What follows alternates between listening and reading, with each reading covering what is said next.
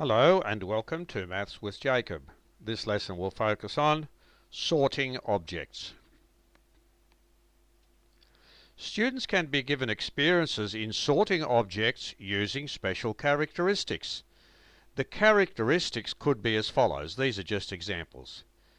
The objects could have a curved surface only. They could have flat surfaces only. The objects can have one or more points, or the objects can have curved and flat surfaces. There are only 4 examples of possibilities, and there are many others. Let's look at some particular examples. The sphere has a curved surface only. So that's like a snooker ball or a basketball or something like that. Just a curved surface.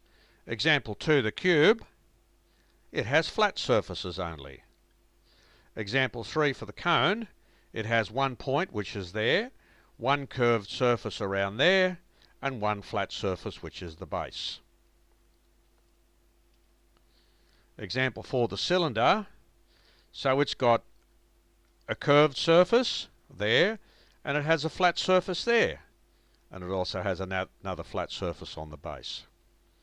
Example 5, students could be given drawings of objects and they could be asked to circle the ones that have only flat sides.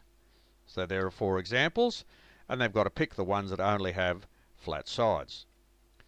Example 6, students could be asked to draw objects that have both curved and flat sides. Another possible example, students could be asked to draw an object that has a point, a curve, and a flat side.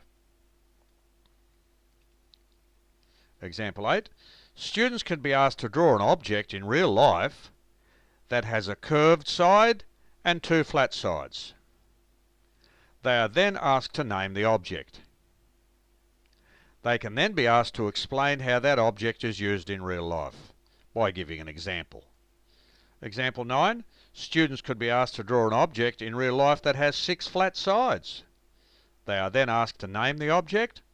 They can then be asked to explain how that object is used in real life, just by giving an example.